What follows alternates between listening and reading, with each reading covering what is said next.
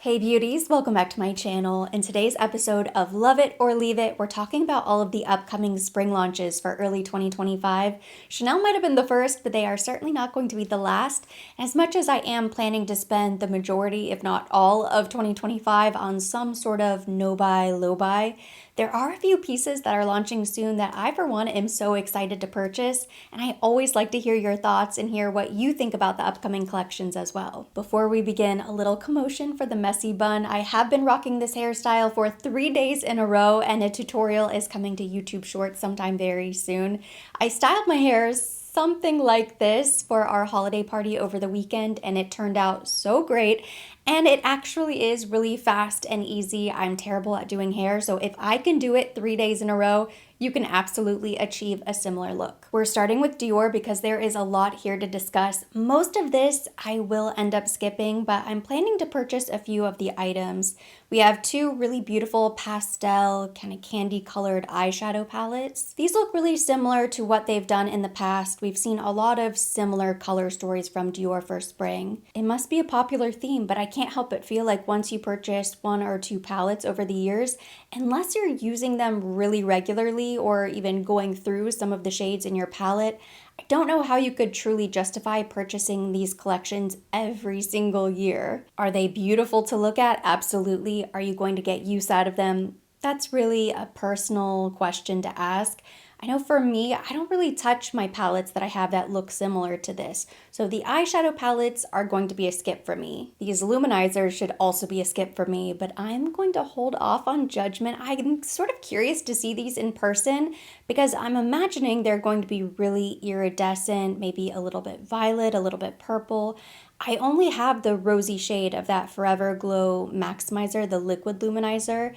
So I could potentially see myself being interested in that once it launches.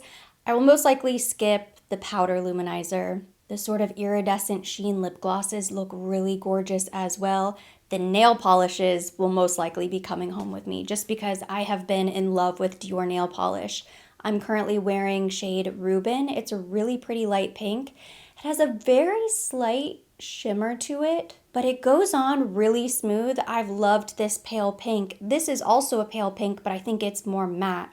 And then the icy blue looks really interesting. I don't think it's going to look blue on the nail. It's really hard to tell based on the swatch, but I feel like with two coats and maybe a little chrome dust on top, that could be a really beautiful, sort of slightly translucent, transparent, iridescent mani. I kind of love the idea of both of these nail polishes. The larger collection is Glow Mania, but we are also getting a small Wonders collection from Dior. This has a really gorgeous kind of shimmery lip glow. This might be the one I pick up. I want to try one of the lip glows. In fact, I don't think I currently have a lip glow maximizer in my makeup collection. I know I've had them in the past. I've probably gone through a few tubes. I have way too many lip glosses, but this collection with the slight sheen, the shimmer, looks really nice. So it's kind of the perfect time to try one since it's been a while. I think this would be the shade that I would get. The purples and pinks are really beautiful. And again, another very common color story for spring. So I don't know how much you really need this, how much it's going to tempt you. I will most likely skip the eyeshadow palette, although it does look really pretty. And then I'll skip the blush as well. Although I love the look of this entire collection. I imagine this would be a gorgeous makeup look altogether. I really have to reel it in with the blushes. I have over 100 blushes currently in my collection, so it's time for me to pump the brakes. It looks stunning, but I'm skipping all blushes in 2025. Don't even talk to me about blush. Don't ask me about blush. I have way too many blushes. Speaking of gloss, we have a sneak peek here from Chanel, what looks like could be a spring 2025 launch. I don't know if this is going to be part of maybe a LeBlanc collection later in 2025, but it's the Rouge Coco Max lip gloss from Chanel. These look really interesting, especially 912 Maxi Honey. Reminds me of burnt sugar a little bit. We have Maxi Pink, Maxi Pearl, and Maxi Coral. This size reminds me a lot of an old lip gloss formula from back when I worked at the Chanel counter. They discontinued it a while back. I don't remember the name. It was like the Rouge Allure Gloss Unlike these, they came in black and gold packaging and it was sort of clicky and you couldn't really see the shade either. You just sort of took out the wand and it went on a little bit thicker. It was more like a lacquer consistency. And then for whatever reason, they just weren't super popular. I remember there was one pink shade that was really pretty, but the others just didn't really do very well. But I love all 4 shades we have pictured here, so I'm crossing my fingers hoping that at some point early 2025 we will get the new glosses as well. Next up, we're taking a look at the Givenchy spring collection for early 2025. These colors look very soft, very wearable, and I am purchasing at least one item from this collection. First, we have this 9-color Le Neuf eyeshadow palette. To this day, I have never tried any of the Givenchy eyeshadows, and I always talk about it, and I'm always maybe a little bit interested whenever they come out with a new color story, but I don't remember the last time I saw a really big Givenchy makeup counter. I feel like I never see the colors, like it doesn't stand out to me whenever I visit Sephora, so it's just not really top of mind. This particular palette looks very pretty, very wearable. I'm sure the quality is really nice. I like the look of these colors, but I'm just really not interested in eyeshadow palettes at the moment. The limited edition Nude Peach Prism Leap highlighter looks stunning. I don't need highlighter, I don't need blush. I feel like I have to close my eyes. I can't even look at pictures of this because it looks gorgeous, but it will most likely be a skip for me. The corrector. Now this I have to have. It looks like there is a light pink and a light lavender. This is the Prism Leap Skin Caring Corrector. I kind of want both. Shade pink is to add a healthy glow and brighten skin for a brighter, more toned look.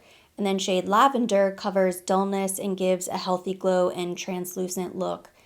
I want to try both of them. I love a pale, milky rose corrector, not just to layer it beneath your foundation, beneath your concealer, but because it is going to be so brightening and it sounds like it has skincare ingredients as well, you could mix this into your concealer to give you that extra brightness and to help sort of make your concealer a color corrector all in one product. That way you're not layering too many things. I'm so excited for this. I don't remember the last time I was really excited about a Givenchy launch, but I absolutely must try this. Both.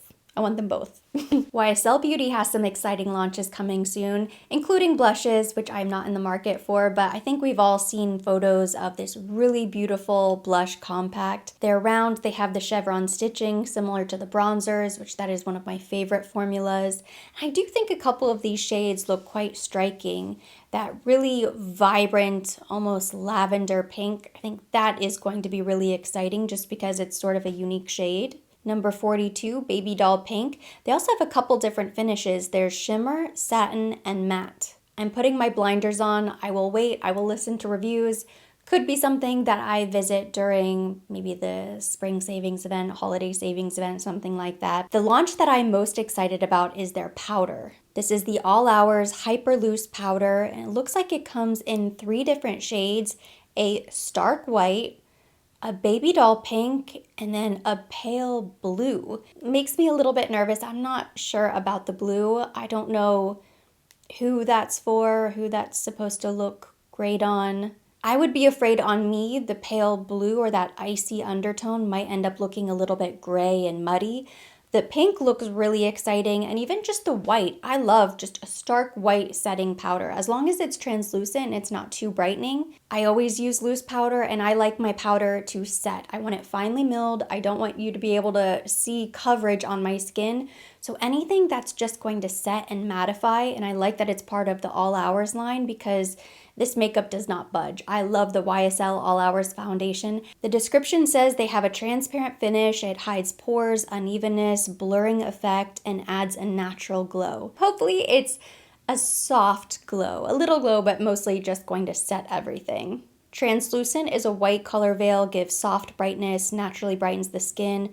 Lavender reduces yellowness and eliminates dullness, so they're calling this lavender, not pink. And then pastel blue reduces redness. Oh, interesting. So the blue is to help reduce redness, uneven skin tone for a bright, clear translucency.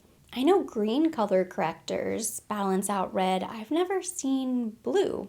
But I do have some redness on my cheeks. It's usually covered up by my foundation. I certainly don't need to try all three, but all three are sort of piquing my curiosity. At least one of these is coming home with me as soon as it launches. I have so much faith in YSL complexion products. Let's take a look at Guerlain Spring 2025, the only brand to tempt me to dangle the little carrot for eyeshadow palette.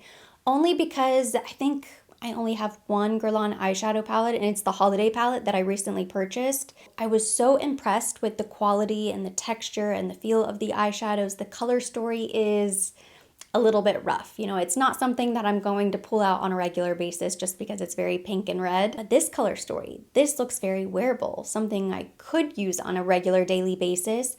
And if it has the same quality, and I imagine it does, same formula of eyeshadow, this could be the perfect Guerlain quad to add to my makeup collection.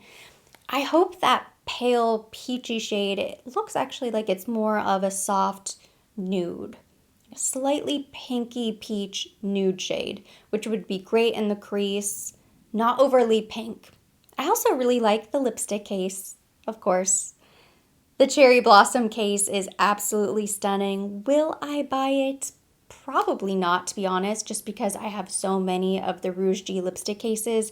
And then we have the limited edition cherry blossom fragrance. They come out with a new bottle every single year. I think to date, this is the most expensive fragrance I ever bought. I purchased it a couple years ago. They're very pretty. There's always a story behind it. It's a beautiful piece of art. This one looks a little bit more simple than bottles they've done in the past. It has a gorgeous ribbon, like a beautiful bow tied on top. And the artwork, the design on the glass bottle itself, I'm sure there's a story there as well. Lovely packaging as always.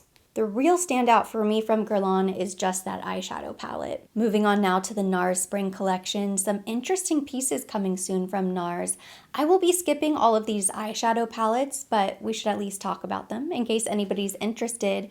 Beautiful movie color story, and I think the quality of Nars eyeshadow palettes, particularly these little quads, very underrated. I have a few in my makeup collection. I don't really touch them as much as I did when I first got them. Isn't that always the case?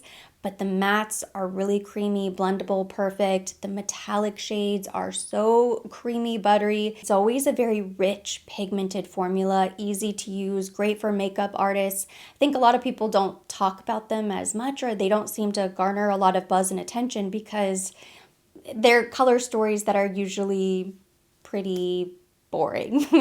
We have seen so many mauves, neutral palettes. They don't really give us anything wild and exciting. If you don't already have these colors 10 times over and you're interested, I do think you would probably be really happy with this collection just because the quality is so nice. The lip oils we have to talk about. These are the Afterglow Sheer Hydrating Lip Oils. Lip oil is having a moment. I think ever since the Dior lip oil, maybe the Rare Beauty lip oil went viral, it seems like everybody's coming out with lip oil. I love the Afterglow lip gloss. I've seen so many photos of these and the comments just crack me up because they look the same. They show us what each shade looks like on different skin tones, different lips.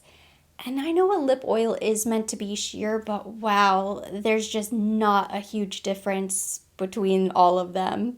I do love the Orgasm line. That peachy pink with the gold sheen is absolutely stunning. So that would be the only shade I'd be interested in trying.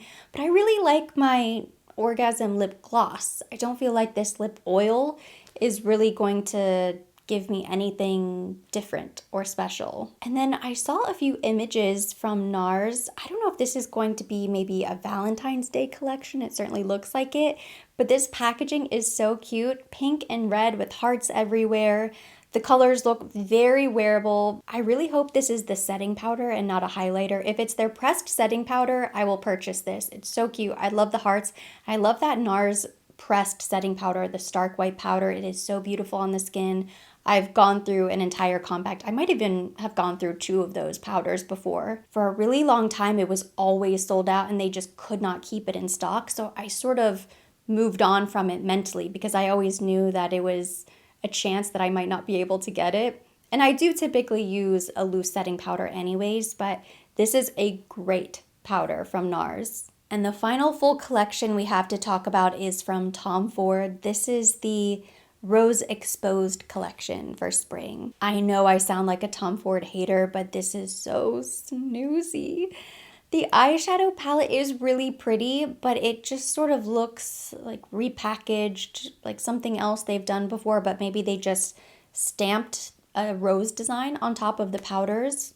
The rose imprint is really pretty to look at. The more I look at it, it's sort of a work of art, and yet I can't get excited about these eyeshadows. The lipsticks look really nice. The fragrance, I'm excited to smell. Rose Exposed. I really love Rose Prick. This bottle looks so interesting. It's sort of translucent. So that tells me it's not going to be a super deep, moody fragrance. Maybe it'll be something a little bit lighter, fresh. You already have a sneak peek of Summer Tom Ford. This looks a little bit more exciting. I think the only thing that really stands out to me for now is the sparkly lip balm in the all gold packaging. I think I've collected every single one of those they've ever launched. I never really use them, but they're so beautiful to look at. It's kind of a unique, interesting product because they're so sparkly, but then it's just a lip balm with a light sheen to it. We have a few more sneak peeks of fragrance to talk about, starting with Prada. This is part of their Infusion line. Infusion de Rhubarbe Eau de Parfum. It's going to be a fruity floral with a playful personality, pink and green, sweet and sour, a vegetable that feels like a fruit, and a signature solution of musks and citrus. Keynotes include super essence of green mandarin, rhubarb accord, and white musk accord. I like rhubarb, I like musk. Green mandarin could go either way. I'm sort of excited. It sounds like it's going to be a really tart, fruity floral, which could be nice. Could be something different for spring. I like the sound of it. I can't wait to try it. From Dior, we're getting Bois Talisman. This is part of their elevated line of fragrances as well. This is described as a powerful woody silhouette, delicately lined with a trilogy of sweet vanilla. Notes are cedarwood, CO2 vanilla, vanilla infusion, and vanillin. So very vanilla forward, but very woody vanilla. Could be the Dior version of a YSL Baby Cat, woody vanilla. Sounds nice. I love cedarwood. Of all of the woody notes, cedarwood is maybe one of my favorites because it's a little bit sweeter. You have a lot of vanilla going on. That has been a very popular note for a long time, and I don't mind it. Doesn't necessarily make me feel springtime. Sounds like it could be like more of a fall, wintry fragrance. And you never know if it's going to lean a little bit more masculine or feminine. And finally, another pink bottle launch from one of my favorite fragrance houses, Creed. It's called Fragraria. Keynotes include bergamot, mandarin, and pink pepper, a heart of juicy fresh strawberry and leafy violet accord, settling into a warm base of earthy vetiver and cedarwood. We have cedarwood in the base. It's a good sign. I like strawberry. Strawberry is a note that I think is having a bit of a moment.